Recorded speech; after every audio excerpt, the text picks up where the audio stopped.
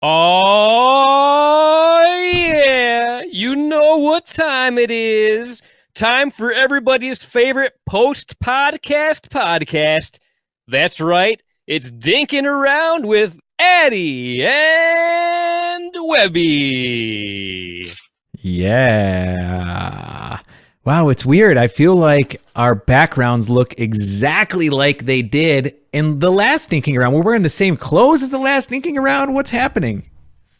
Well, you know why? It's because the last episode was so damn good. We wanted to try to recreate the magic. And so I brought the balloons back. I got the celebration balloons. I've got the same shirt. We made everything look exactly the same as it did last time. But guys, right. this is a whole new episode. A whole new planned out episode of Jordan's joining us for the first time. Oh, nice. Hey, Jordan, what are you doing? What are you doing, girl? This is an historic event. Yeah, she brought her leash too. Look at. Yep, that's a pink leash. Jordan, Webby, you're not going to believe this, but guess what? What? Our guest is already in and ready to roll. No way. We have never had a guest this early on Dinking Around with Eddie and Webby. I don't believe it, and it doesn't seem possible. Well, I say we just jump into it. What do you say? Let's do it. All right. Well, this guest, you guys know him because he loves to troll our guests during the podcast. Let's just bring him on here. Hot. What's going on? John Davison. What? What up? What up? What's going on, man? How are you? Hey, what's going on? Cheers. Yeah. What are you drinking I'm there? just sitting here. Yeah. I had a lot of land shark at the U.S. Open. You know, when you go only a couple games and out, you know, you can enjoy some nice cold land sharks at the U.S. Open. Yeah, I think I drank my weight in land shark every single day there. Kick. Right. Yeah. Yeah. And for $4, it really wasn't a bad deal. Yeah. Can't beat it. Yeah, especially getting off the courts too. I remember when I played the one day that I played at the US Open, my games went a little bit long. I got off the court, I run right to the Margaritaville Lounge, and all I wanted was a beer, and they were shutting down the bar. And I had to sweet talk them into getting me a beer, and I was able to. They were like, hide it from everyone, but I've never been so excited for a land shark in my life than after playing at the Open. Yeah, I don't know what other beer they had there. I think it was like a Chickalobe. A Michelob. Yeah, Michelob Okay. Ultra, man, the Chickalobes. Yeah, it was either White Claw or the Michelob or the Shark. So I went land shark every time, and now I'm a little land shark kick. Yeah. Yeah, I've asked Kyle Yates to join on. Yeah. I'm hoping he's coming on right now. He's trying to get me back for abusing him on his podcast. You're good at abusing our guests, that's for sure. You know, I try. You know, can y'all hear me all right? I get this new little mic here. Actually, your audio sounds good. I think. What do you think, Bobby? Sounds pretty damn good. It's pretty damn sexy sounding. I'm not gonna lie. And I got to tell you, when you were your comments when Kyle Yates was on our show, I absolutely loved them. And the funny thing is, I only read like a fraction of the questions you asked. I think I maybe read like a quarter of all the different questions you asked. I wish I would have asked more of them, but the show probably would have gone on for 3 hours. But I absolutely loved the questions and comments you had during the Kyle Yates episode. It was excellent. Thank you for that. Yeah, no, Kyle's actually a pretty cool dude. He stayed at my house. He came to Jacksonville, where I'm from, like a couple months ago, and did some clinics. I helped him get the clinics filled out. And then he just was at my house a couple days ago doing some more clinics in Jax. So it's fun because, you know, Kyle, like you can kind of mess with him a little bit, you know, but he takes it pretty well. But, you know, I'm always spitting jokes. I tried a little bit with Tyson. I don't know him as well, but he's also a pretty cool dude. Yeah, I think he appreciated those jokes. They were so that Morgan one was hilarious too, and it was early in the interview when you asked it, and so I'm like, oh man, I don't know if I'm ready to drop that bomb as well, but I'm glad I did ask him at the end Because I agree. He's got a fun voice, that's for sure. Oh yeah. Yeah, seriously. Yeah, it's both funny. Kyle and Tyson were both such great sports. Like I didn't know what to expect. But yeah, both of them were very cool dudes. Yeah. And Hey, like they're pretty okay at pickleball. You know, they're not great, but you know they're pretty good. were they like 4-0? Like maybe they play some 4-5 tournaments, right? Is that? Yeah, well, you know, they rely on their partners, Morgan Evans and Ben Johns. Yeah. You know, Oh, for sure. Make them Yeah, carry yeah. that. I mean, Whenever I win or lose, I'm only as good as my partner. That's what I always say. Yeah, I mean, I can pretty much guarantee if Eddie and Webby ever took on Kyle and Tyson, it would be such a blowout in our favor. Yeah. It's not even funny. I mean, like, yeah, it wouldn't even be much of a competition. That's funny. We actually have some Facebook stuff going on here too. Nick Soriano, he wants to know, what is that shirt John is wearing? Is that a dinking and drinking or drinking and dinking? It's drinking and dinking world champion T-shirt. Well, I have to add the world part, you know, but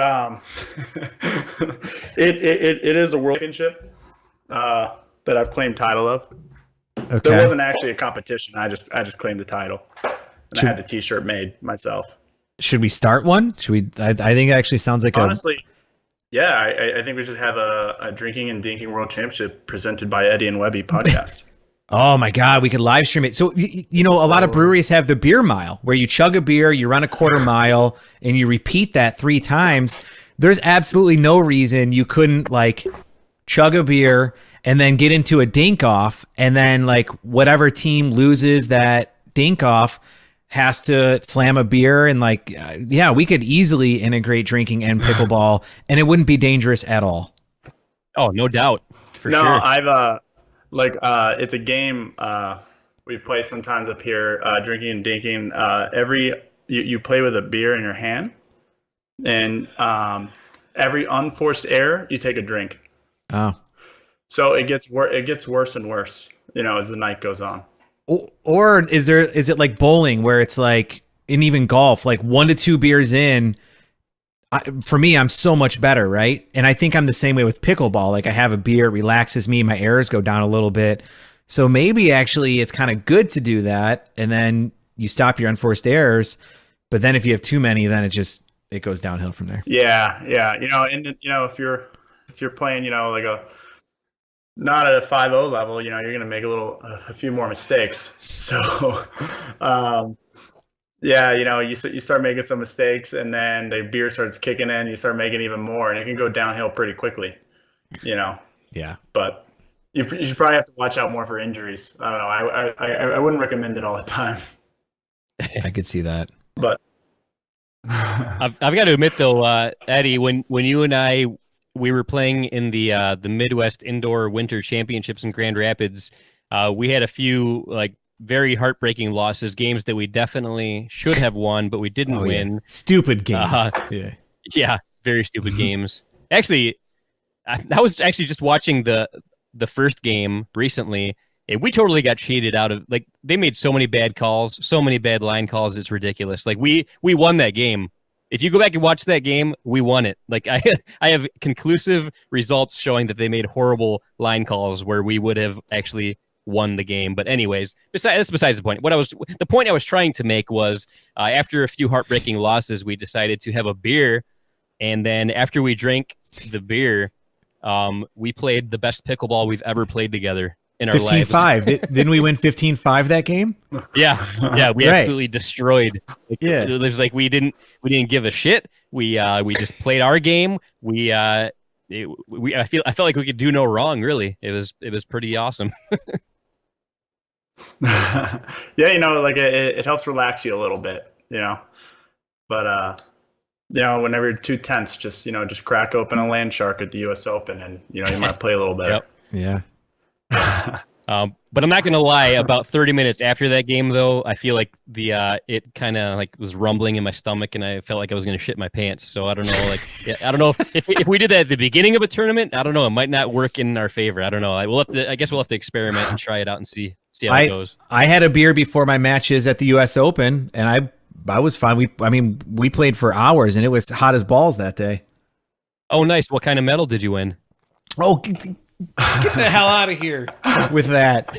I played 3-5 up from what I normally play. We went 2-2, and the guys that beat us were sandbaggers. But no, they were good. They swept every team they won. But yeah, it's all good. What place did you get out of how many people? If you ever lose a team and you're not in pro, they're definitely sandbagging. Right? Oh, absolutely, no doubt. Because it's not ever user error. No, right. It's never my fault. It's got some other factor. Yeah. But serious question though, like what place did you get out of how many teams? I'm curious. So if we were one match away from bronze medal match, that meant we would be in 5th place, right? Okay. Out of how many teams? There was, I'd have to check, but I'm thinking like 10, 11 teams in our bracket. Okay. All right. So yeah. Nice. Oh, I feel great about what we were able to do for sure. Very nice. The reason I was asking is because in my previous tournament, I played in 3.5 also, and got 5th out of 10 teams. Yeah. So just saying. But I've won. I honestly probably should be 5. You probably should be 3-5. I would have loved to come with the gold. That's funny. Well, we actually have my a partner and I lost in 4-5. We got bronze, but we still had a good time. Yeah, I mean that's to me. It's just about going out there having fun. But we have some good Facebook comments coming in here. That here we go. I like it. So Mr. Kyle Yates decided to ask you. He said, "Hey John, a handsome bachelor such as yourself must get around often. What is the pickleball dating scene like?" Man, like only like the pickleball girls, or just like girls in general? Because I mean, both. A lot of the pickleball girls they're already dating somebody, so it's kind of slim pickings. But in the non-pickleball world, it's tough because I'm just trying to improve my 4-0 game, to finally win a gold in 4-5, and that didn't work out. So I've been sacrificing my time of going on dates and not hanging out with girls to play pickleball. And the girls tend to get a little upset with me because I don't hang out with them. It happens. It happens to the best of us. Yeah, I could see that being tough. Girls getting in the way of the pickleball game. Oh, for sure. But no, yeah. So it's hard to date when you're playing pickleball. I mean, Kyle, he's already so good he doesn't even need to practice. So he can go on dates all the time like he does already. So he was in Jacksonville. He had he was staying at my house last couple of nights. And he was on two dates or 3 dates, I think. All within just 2 days span. So the guy doesn't need to practice, so he can devote more time to finding his love. But for me, I'm still trying to get there. So I'm putting the girls aside for now. So it's like once you become a consistent 5-0 player, then you don't need to practice as much. So the amount of time you can spend dating goes up. Okay, all right, I'm with you. Yeah. So now if I end up getting a good draw, in a 5-0 bracket, I might win the first game or two, and then I meet like a real pro, and I lose out, So I'm trying to get there. So I have to tell the girls no for now, and it's all about discipline, right? Okay. Nice. I like it. All about discipline. Oh man. Oh hey, here's one. Jalen Brennan.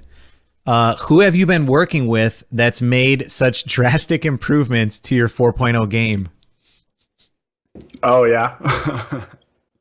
I mean, I'm sure Jalen wants me to say Jalen Brennan, but that's not the case because she's just barely a 4'6", so and I'm like a 4'7" now, so it's I've already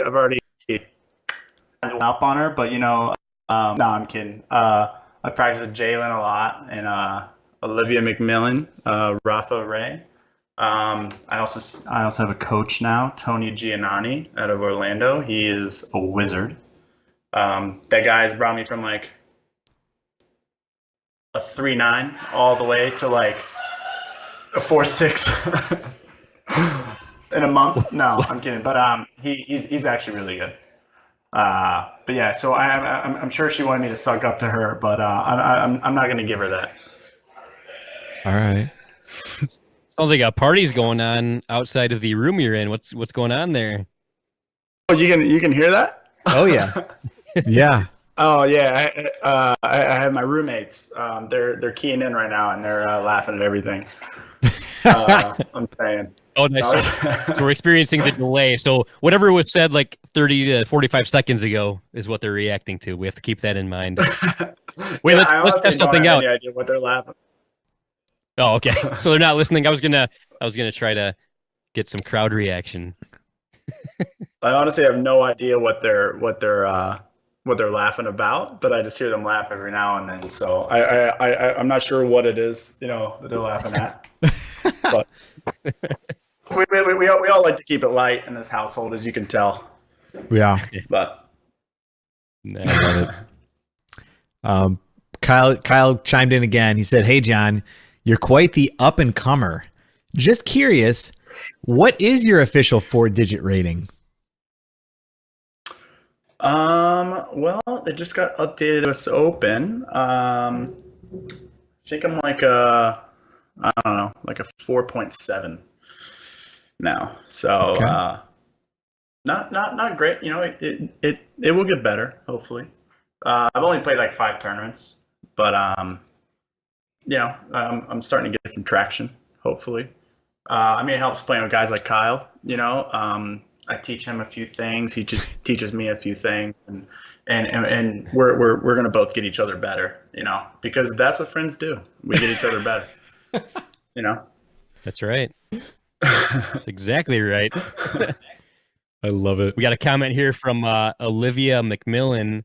She says, "What's your favorite Nasty Nelson story?" Oh, this is actually a good one. So, you had this guy commenting earlier on both Kyle's and Tyson's, Matt Nielsen, right?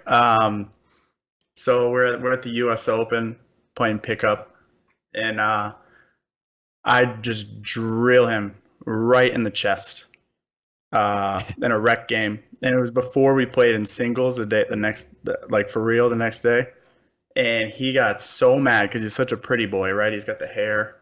He's got he has the triceps, the biceps, the pecs, so I crushed it at him while he was, I don't know, he was talking to somebody. I just called the score real quick and just ripped it at him, hit him right in the chest, and he got so mad. He was texting me all night. First off, he was mad, like, oh man, I'm just, it's all love, brother. It's all love because we were playing each other the next day in singles. And then he's like, the come around. And he's like, oh, we're playing second round or whatever. And this is 5-0-4-5 singles. And I just stopped responding to him, like just fucking, just messing with him. And he was like out because I wasn't messaging him anymore, and texting me like 10 texts in a row. Like he had no idea what I was thinking. He like tried to give me a hug in the morning and stuff, and it sucked. He actually ended up beating me in singles, and then went on to win gold. So it's good for him. But I drilled him in the chest, and he was not happy. And then what's funny, I drilled Brandon Hubschman, his partner, on the next serve, and then I got Matt again right after that. 3 serves in a row. with Nasty Nelson. That's pretty impressive, Oh, man. nice. Yeah, it Yeah, is. so I no, think but we're actually good buddies. But that he's a pretty boy, and of course the ball hit him in the chest, the ball didn't break, so clearly his chest game needs some work. So he obviously took that to heart. I've actually learned it's not easy to pull off a nasty Nelson. I've tried doing it a few times and unsuccessfully. There's nothing more embarrassing than trying to do a nasty Nelson and failing, because it just looks like you just had the shittiest serve ever. Right. Honestly, like if you fully commit and miss, it's still worth it. Like if you fully commit and just hit it as hard as you can, like chest height, and like you barely miss them, it kind of still sends the message, and they're probably gonna be shaken up the next couple points, I like it. I think I got to try. I honestly have never even attempted it. Webby didn't attempt it, but almost got one at that tournament in East Naples back in January, but Yeah. it wasn't intentional. The funny thing is, like, was it because both of us wind almost had one. or just a miss? Yeah, let's say wind. Let's go with wind. Well, no, I think it was a combo. Yeah. So the guy was definitely, our opponent was definitely crowding the center line kitchen line for sure. He was definitely crowding it. You were lined up over to the right pretty well, and it landed in, didn't it? I think it did. I think it did land in. But So, then, but he had to you, yeah. I was gonna say you almost had a nasty Nelson that same tournament. Do you remember? Yep. The very first game, the very first team we played against, you almost had a nasty Nelson. Yep. Not intentional. What do you blame? What do you blame that one on? Who, me? The unintentional. I blame it on just a shitty serve, a shitty, nervous, playing tight, needed a beer to relax serve. Yeah. Yeah, I mean, I feel was- like if you hit them with the nasty Nelson, as long as you apologize after, that should clear it up, right? I agree. Yeah, you just have to say you're for sorry. sure. Yeah. Yeah. Yeah. So Jalen Brennan has a question that I'm actually dying to find the answer out about, and that is, do you really drive race cars? I do actually. I'm sure she just wants me to toot my own horn here, but yeah, I do drive race cars for since I was 15. So Nice. yeah, I drive really girly cars, because I play a sport called pickleball. So of course I have to drive a Mazda Miata, a very girly car, because I just have to keep that streak going. So, yeah, no, I had a race right after the U.S. Open. I went to Daytona International Speedway right as soon as I finished on Friday, and went to Daytona, wrecked my car, and Ooh. a little sad about it. It's just more money to spend. And of course all my pickleball sponsorships haven't started covering my my race card yet. So I'm struggling a little bit there. So can you talk first of all, I'm supposed to ask, are you okay? Did you get injured in the wreck? Oh, no. I hit a wall at 130, but it's all good. No big deal. The cars are built pretty safe, honestly. We have the same stuff as NASCAR and all that, so I'm more scared of driving on I-4 in Orlando, if you've ever driven in Orlando. Just anywhere in Florida on the streets is probably more dangerous than being on a racetrack. So I actually get a little sketched out on the street more than I do racing. All right. Yeah. That's pretty crazy. So you said you drive Miatas, and you and I hung out a little bit at Celebration Park during the U.S. Open. So I know some of the questions I'm going to ask, but you drive Miatas, right? Yes. So hairdresser cars, as you would call them.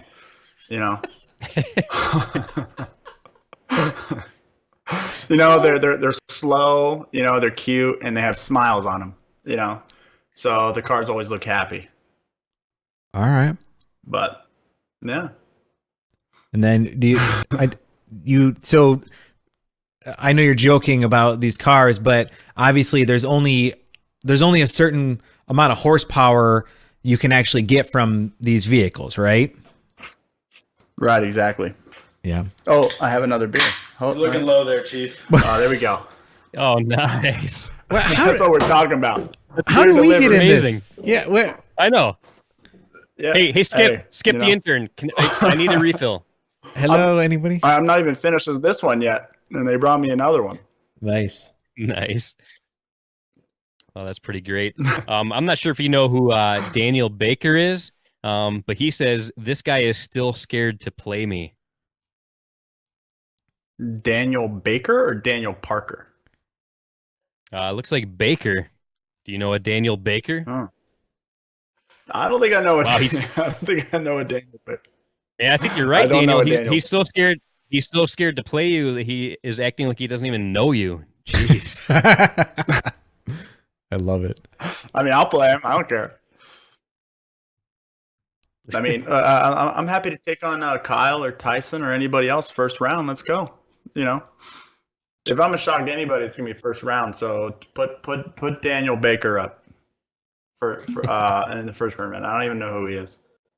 All right. You hear that, Daniel Baker? The challenge has been issued. The ball is in your court. We have a question here from our friend Courtney Miles. Which if you guys haven't met Courtney, she's awesome, such a nice girl, super cool. She said, "Hey John, how do you handle net cord shots? I really struggle with those. Do you?" Honestly, I have to think about net cord. You know, everyone says sorry whenever they hit a net cord, but I'm never sorry. Let's be honest. Like, if you ever hit one against somebody, it's like I earned that. You know. Yeah. And then you know, like, you just have to fist pump, yell, you know, all day, baby, let's go. You know, net cords all day, and and that really riles them up, you know, because whenever you get a net cord against you, it's like the worst feeling, and then you have the opponent, you know, cheer, Right. and then, you know, it just rubs it in, so then you miss the next couple points. So, you know, if you ever want to swing a game, you know, you got like an 8-8 game, you know, 9-9, something like that, and you got the ball, just hit a net cord winner, and then just cheer, and you'll win the game within 30 seconds. Guaranteed. All right.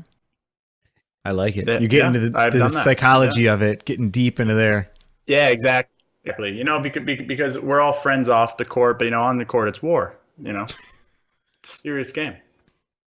I love it.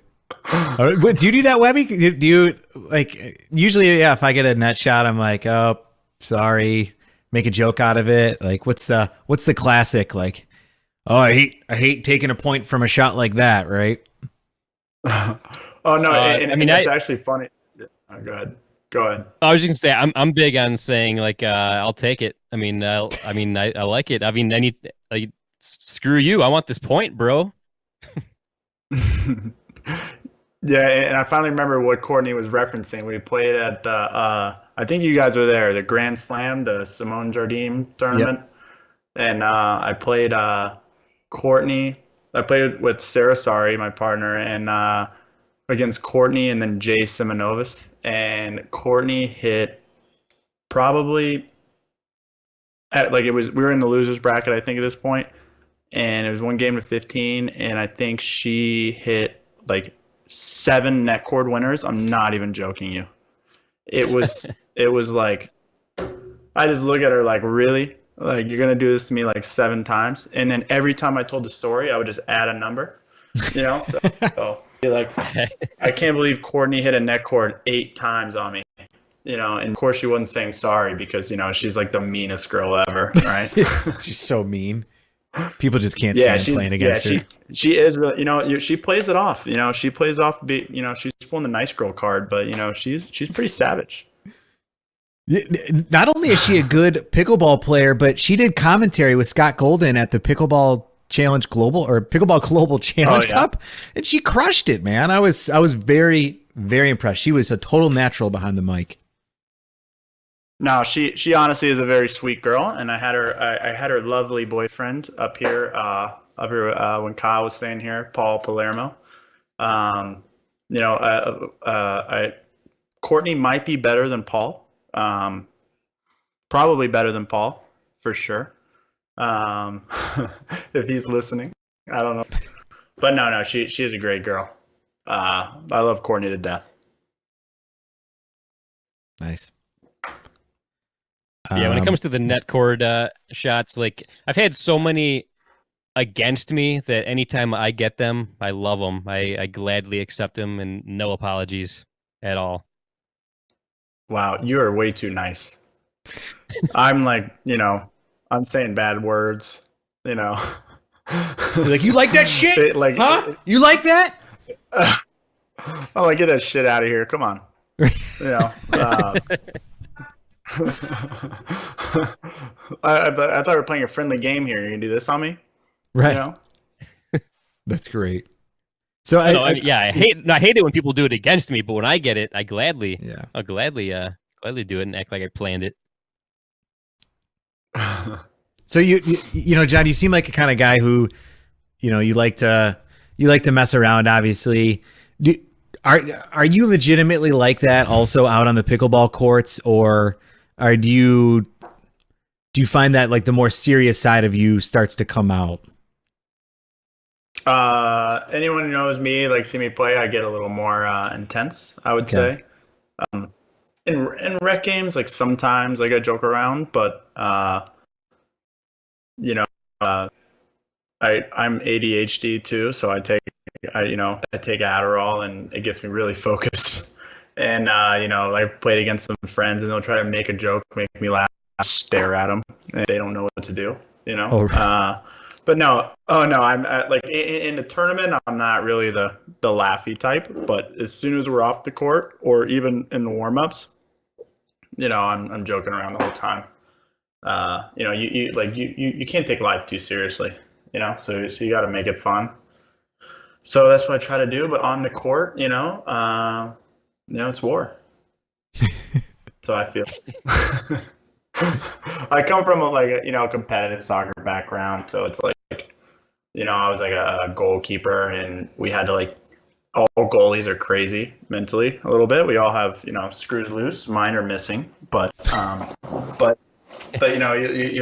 goalies screws are loose, and when the game starts, you have to keep yourself in it to perform, whenever you need it. So that's kind of how I am. I try to be, at least when the game starts. If I'm too loose, I try to mess around too much, and I don't play very well. I'll say that. But all right. And I have there's a message from Paul Palermo, Courtney's boyfriend, says he's coming to Jacksonville right now. I'm not sure if he heard that I said his girlfriend was better than him. But, nice. That's great. Go get him, Paul. No. I don't know. He has a sleeve just like Tyson. So, guys with sleeves, you aren't trying to mess with them, because I don't know. I don't have any tattoos. I'm not that hard. I'm all talk. Yeah. If he punched me in the face, I'd probably cry. I wouldn't even know what to do. Like one sleeve. Speaking of tattoos, Eddie is going to be getting a tramp stamp in July once we do Eddie versus Webby Part 4, because that's what's on the line here. Oh. Whoever loses has to get a tramp stamp tattoo. Now it's July. I thought we were doing fall. Now we're doing July. Oh, did we say fall? I forget. I don't remember what we said. Yeah, whatever. So whenever it is. Is it like is your challenge a singles match? This time it's going to be we've done Eddie versus Webby 3 times. Well, really 4 technically. But Eddie versus Webby 1, we each had 5-0 players. I had Rich Carnes and he had Brandon Schmeling on your team. Was that who it was? That is correct. Yep, and I won. Eddie versus Webby 2. What was that? Was that down here when he got rained out? Yeah, that was the one down in Naples. Got rained out, so we couldn't finish it. And that was a mixed doubles match. So we had to do Eddie versus Webby 2.5 in Grand Rapids back in March. And I won. Barely. And Barely. Then we did Eddie versus Webby 3, which was full court skinny singles. And I won. Nope. So I don't know why we think. So, I mean, you have a pretty good track record. You know, you have Webby down there till it's trash, but it kind of looks like he's damn.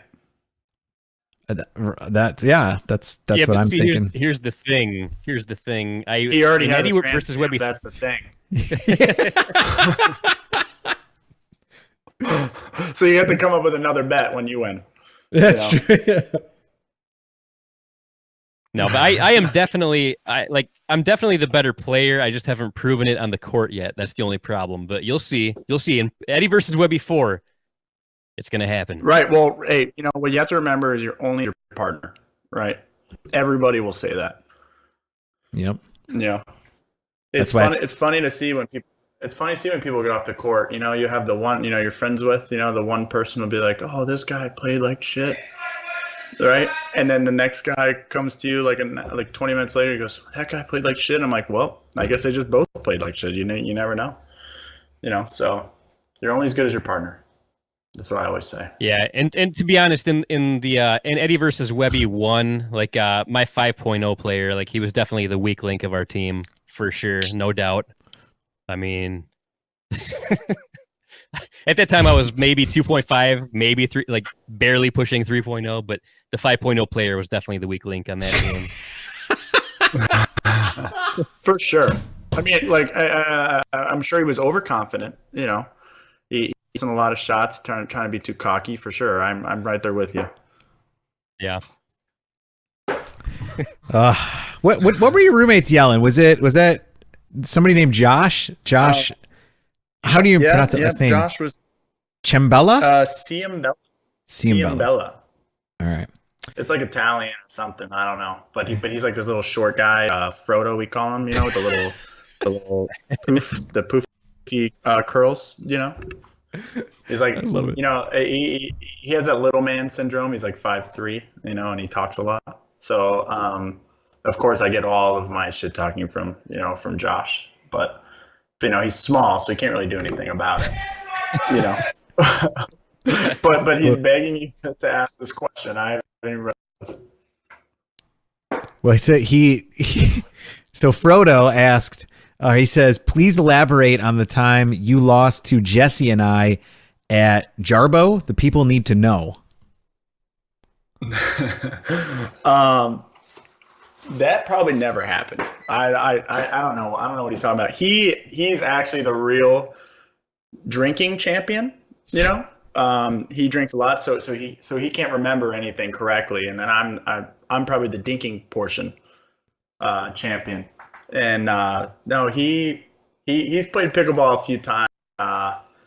He always talks a very big game, but you know, I'm sure either one of you two guys would just crush him in a game of singles for sure. He's not that good.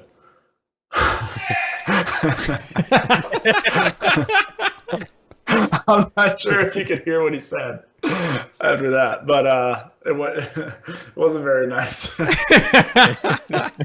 That's awesome. I love it. Oh yeah, but no. He's played a couple times these courts like right down the street, Jack's Beach. So we'll go out there sometimes and mess around. And of course, you know, if we play, I'll let him win. You know, so he can have a couple things to talk about. He's still mad. He played soccer with me at University of North Florida, and he was a big FIFA guy. And we've been living together since freshman year of college, so like 9 years. And he used to be really good at FIFA and just crush me every time. Like 3 years ago, I finally, you know, beat him. Never like a good FIFA player. And I never played him again, like to this day. I haven't picked up a controller to play FIFA, you know, since the day I beat him, and he's still salty about it. So, you know, whenever we go on the pickleball court, you know, of course I let him win so he can have his moment to shine. That's great. Just take him out there, crush him at FIFA finally, and then you're like, that's it. I'm done. I'm out. Yeah, yep. So, yeah, it's probably been about like 3 or 4 years since I played him in FIFA, and I'm going out on top. All right. Nice. But he's terrible at pickleball. Terrible. Finally, somebody, Webby, you and I can take on. Yeah, honestly, yeah. Y'all would crush him in pickleball for sure. I think we need to make this happen. Yeah, let's do it. You want to come to Jack's Beach, Florida? Let's do it. Yeah, we got some courts right down the street. We'll have a throwdown. I think it'd be fun I would love to experience. I would love to experience what it feels like for us to beat a team. That would be a nice feeling. No, we've beaten a couple teams so far. We've beaten a couple. Yeah, we've beaten a few. Okay, a couple. Yeah. Yeah, that's good. We've beaten a couple. You know, like you have to start somewhere, right? No, we did. We got 4th place last time we played together.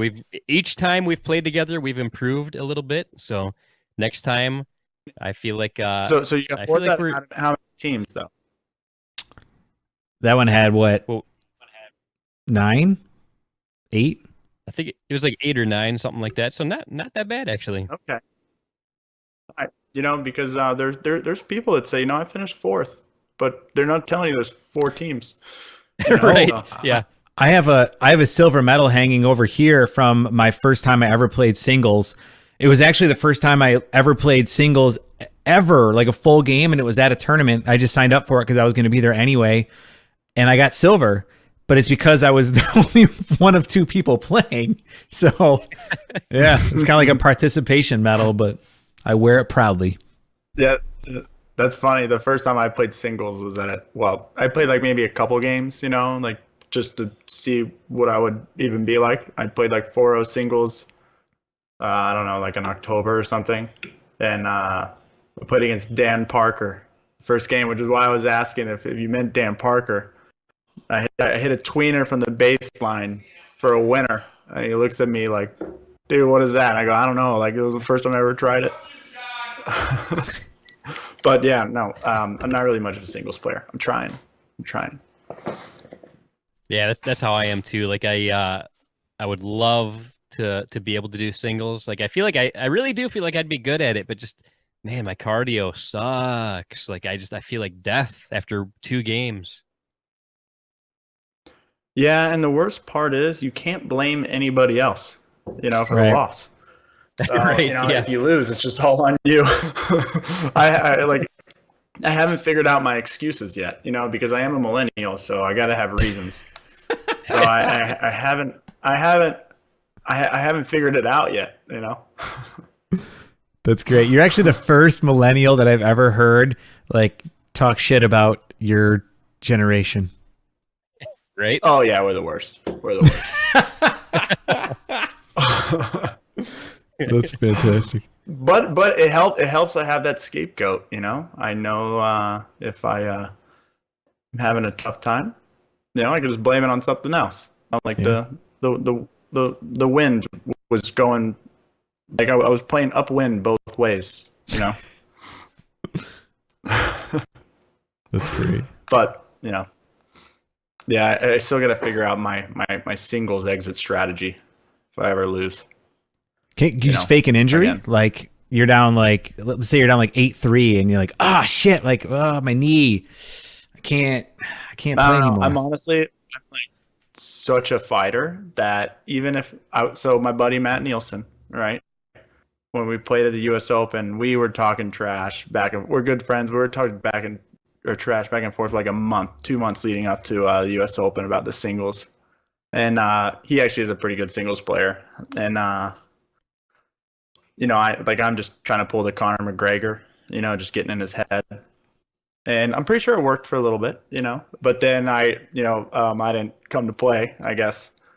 That day, he just played a lot better than me. But we're in the 3rd set, and he's winning 10-1. And I made him work for that last point. Because I took a timeout, I think, at 10-1. And I was like, I'm not losing the game. Because I just didn't want to lose to him, It took him like 7 side outs, 6 or 7 side outs to get off 10. Oh, damn. And yeah, and then no, it was all good though. He played really good.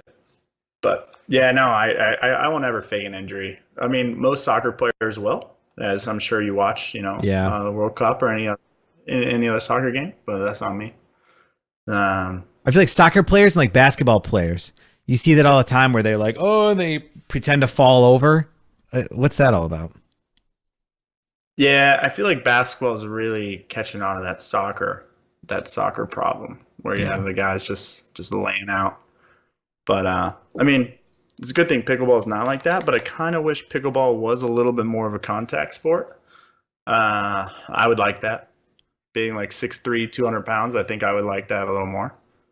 But I haven't figured out how to make it more of a contact sport, like legally. Yeah, like But what? I'm trying to study the rules a little better so I can try to get a gray area in there somewhere. Webby, does butts up pickleball count as more of a contact sport? I don't know, because that's like that the butts up part is like a penalty after you lose, so it's like not during the sport. I feel like it has to be like during the competition that you make contact for it to be a full contact sport. So yeah, I don't think butts up counts. I mean, I'd be open to figuring out a way to integrate more of a physical game. I did play Little League football, so I'm kind of like, almost pro when it comes to football. So I could definitely, see myself wanting to get a little more physical out there. It wasn't good enough for high school ball, but if I go All I out there know and is I body check wish, my opponent or something. No, go ahead. You go ahead. Oh no, you're good. I'm just saying I really wish I could just body check my opponent about a point in and see what happens. yeah. But unfortunately, you can't do that in pickleball. Right. What about getting rid of the distraction rule, where it's like they're going for a dink, they're running to the line, and you can just scream as loud as you can at them, or shout things, like think of like something clever. Like I'm not talking about just like something mean, but like something clever that is intentionally going to cause them to kind of get out of flow. I think that would add a little element to it. It could, like to, right before Kyle Yates hits the ball, I could tell him his hair doesn't look good, and he'll probably miss. I love it. Yeah. I mean, I don't know about yelling. It's interesting, but I feel like everything else, moving back and forth on the court, I feel like it should be fair game. I feel like top pros should be able to handle just about anything thrown their way and immensely pull through. So I don't really think distraction should be a rule, but that's just me. I wish we could pull up a picture that's live on Facebook right now, because Nick Soriano posted a picture and he said, "John, can you elaborate on this photo?" And it's a picture of you wearing a shirt that says "Girl Power." Looks like it's got Hillary Clinton on there, and I'm pretty sure you're wearing makeup. Pretty sure you're wearing full facial makeup. Wait, we gotta see. Yeah, this. it was full makeup. Yeah, if you can figure out, put it up there. We'll see. I'm not ashamed. It's on my Instagram. Oh, if it's on, You can figure it out. all right, Webby, keep going. I'm gonna pull this up. I'm gonna make this happen. Yeah, I lost a bet to a guy with, and his wife, or ex-wife, was a professional makeup artist, and we bet whoever lost. We had like 2 races back-to-back weekends. Whoever lost to each other had to go full makeup out to the dinner bar, the next race. And I lost by 1 position. I think he got there was 50 cards. I think he got 8th. I got 9th. And of course, at the finish, I saw him ahead of me. I'm like, shit, I'm going to have to go in full makeup. And we went out. It was in Sebring, Florida, if you know where that is. Eddie, I'm sure you probably know where Sebring, Florida is. Yep. Mm-hmm. Middle of nowhere, just north of Lake Okeechobee. Very conservative town. and it took an hour for his wife to put makeup on my face, and I was wearing this girl power, shirt, and we went out of this very conservative restaurant called Cowpoke's Watering Hole in Sebring, Florida. So I'm sure you can imagine. And there was so many people there, and I was getting so many dirty looks, but I was just, embracing it. So I don't know if you found the picture yet. Let's see here. Is that it there? That's it. Yep. That's it. There it is. That was also my Fat John phase as well. I wasn't playing pickleball. I wasn't playing pickleball yet. I gained a little weight after finishing up soccer and then working at a desk, and I put on like 60 pounds, and that's me looking sassy. It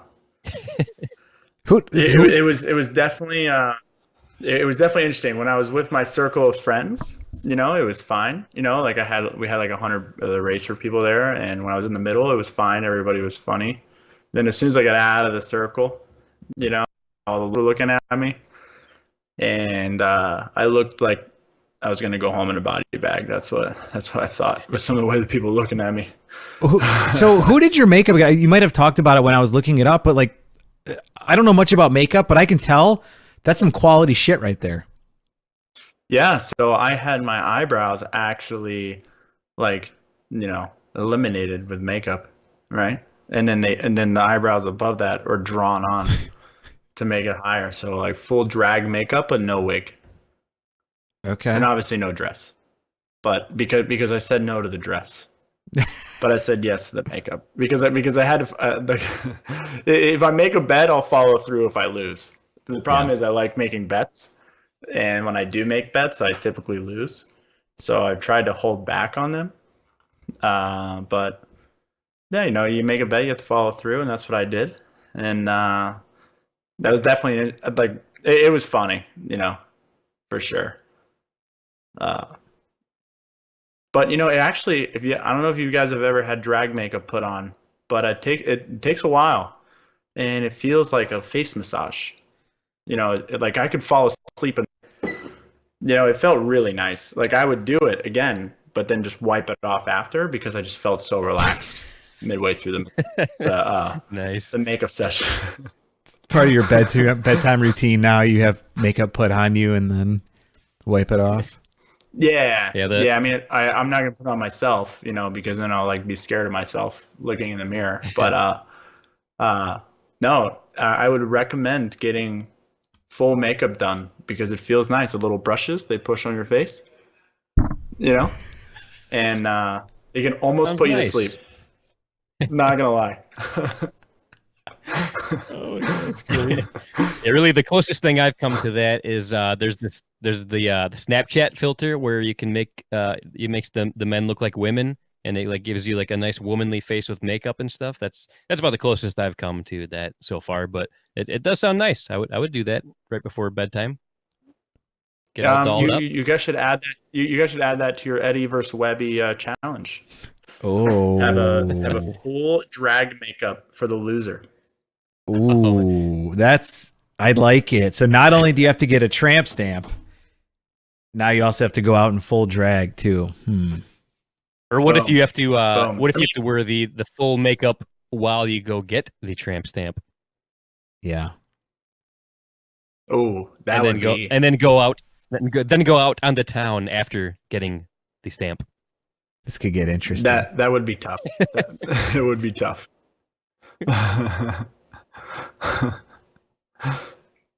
Interesting. Yeah, that's a pretty good picture though, man. I definitely have to say. And I do know where Sebring is because I actually, and Webby, that video I did of that cabin, that Airbnb cabin I stayed at last January, February, whenever?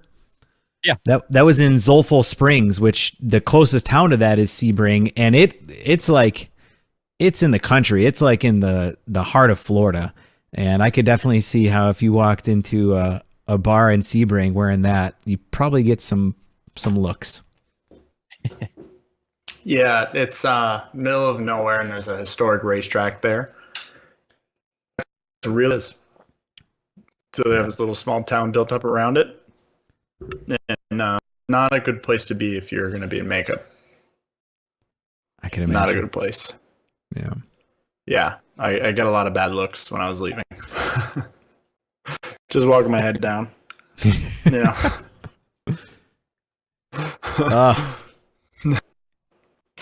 Good stuff. What else is going on with you, man? Anything else new? What are you doing? Oh, maybe you got another beer delivery. Another one. One for you. Right there. One for you too, my guy. It's actually live and sick. Nice. Yeah, so that's Frodo. Oh, all right. I mean, yeah, he had longer hair, but then he cut it off, because we're making fun of him too much. But no. Nice. Love it. So what else? Anything else going on with you, man? Anything No, going man, on in your world? just trying to get better at pickleball, just living the accountant life by day and pickleball warrior by night. And on the side, you race cars. Yeah. A lot, like I dabble, like once a month.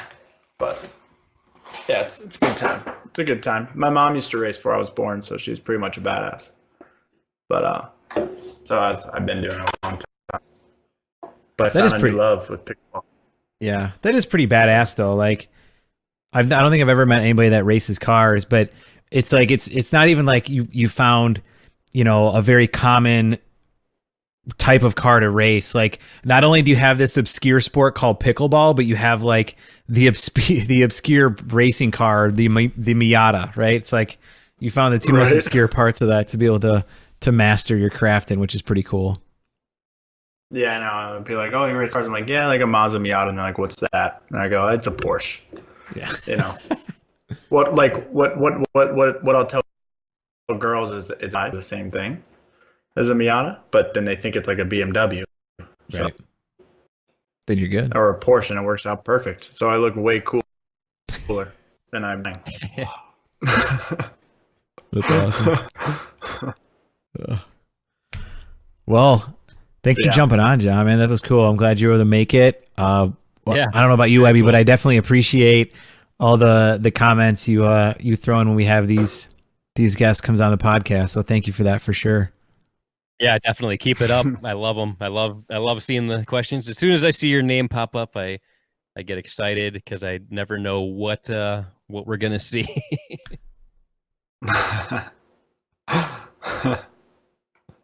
Oh yeah, for sure. I'm always trying to keep it interesting, I mean, if pickleball's ever boring, stop playing. So yeah, I got to keep it fun. Well, you're definitely doing. That's what I love about. Yeah. That's what I love about doing these live podcasts is like all the interaction that we get. Like sometimes I feel like we don't even need to come up with questions at all because the people that are tuning in and interacting have such great questions that they do the work for us. We just got to read them. Oh yeah, it all comes in the comments, for sure. Well, nice, man. I love it. Well, if you guys want to follow John on Instagram, he is at the John Davison. Go check it out. There's some. I'm looking at it right now. There's actually some pretty good pictures here, so I definitely recommend you check it out. Thanks for having me on. It's been fun. If you guys are ever bored, let me know. We'll hop on again. Yeah. Nice. Anytime, man. All right. Well, thank you guys. All right, man. We'll talk to you. All right. Take it easy. All right. See ya. Wow, that was cool, awesome. man. Very cool.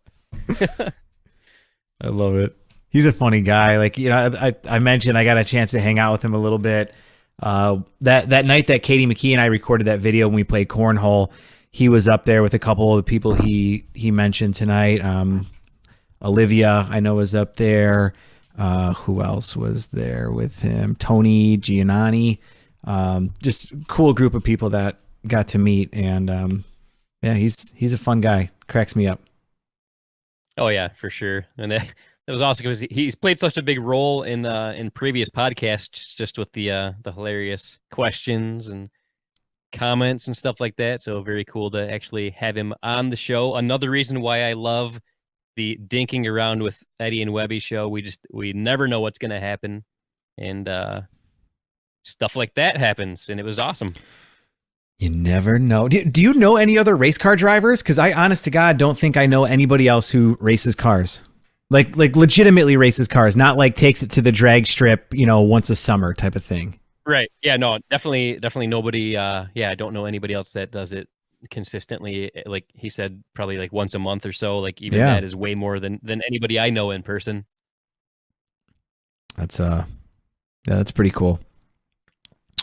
Man, it is like legitimately past my bedtime. Like there's a law in Naples that you need to be asleep in bed by 11 p.m. or you get a $50 citation for every half hour you go past it. And it's like almost 10:50. Can you believe that? Damn. Yeah, it's not even just a curfew. Like you have to be in your home. You have to be in your home and asleep by a certain time. Oh yeah. Yeah. Naples has very, very strict rules, but you also have to be up at like 5 a.m. to go and get your newspaper and drink your coffee and drink your prune juice. So it's, there's rules. There's rules to live in here. You got to deal with. Yep. But anything else we want to talk about for this episode of Dinking Around with Eddie and Webby? No, man. I think that's about it for today. I think it's a good time to Rizap. It is up. Well, there was one topic that we didn't talk about, and I don't think we should get into, but I'm hoping we do soon. You know what that is, right? I'm not so sure I do. A little controversy going on the Pickleball forum. Oh yeah. Woo! Anybody who's been paying attention to the Pickleball forum lately, yeah, there's a lot of drama going on in the old forum. Yeah, there is. Hopefully that all gets resolved and taken care of. But maybe we'll talk about that in the future. And this is an open invite. Aspen, Scott, you guys want to come on and talk about it? And, maybe we can get everything out there, get it out in the open for people to know the truth from both your perspectives, man. Let's do it. Let's have it. We'll mediate. Yeah. It'll be very professional. I think it'd be a good time. What do you think, Webby? Yeah, I can't think of a better place to do it than on the Eddie and Webby podcast. Have everybody just air it all out. Let's hear what's going on. Let's find out the truth. Yeah. Enough of the he said, she said bullshit. I think you better quit talking that shit, or you'll be living with a fat lip. Anybody remember that song? I do. Limp Bizkit, anybody? Yeah. It's Limp Bizkit. Yeah, I do remember that. It was a good song. Good times. So hopefully we can get that resolved. Yeah. But anyway, I think like one of our goals here is to bring world peace, and we need to bring peace to the pickleball forums. Right. We need peace. So hopefully we can get some resolution around that, and pickleball, just there's no room for the hate. We need to squash it. Squash the hate, right? Yep, this is hate. This is us. Squash that. I don't know what's happening. It's too late. I don't know either. It's probably a good time to end it. What do you say? Yeah, I think it's about that time. This has been another exciting episode of Dinking Around with Eddie and Webby, and there's still quite a few of you out there still listening. I don't know why in the hell you're still on watching our live stream. The number is actually growing as we go. Oh, we just lost one. So we just lost one. They didn't like that, but we appreciate you guys. We love you. You're great. Thank you for being such great viewers and listeners. We appreciate you so much. This has been Dinking Around with Eddie and Webby, and on that note, Eddie. And until next time, this is Webby, not Eddie. I'm signing off. So yeah.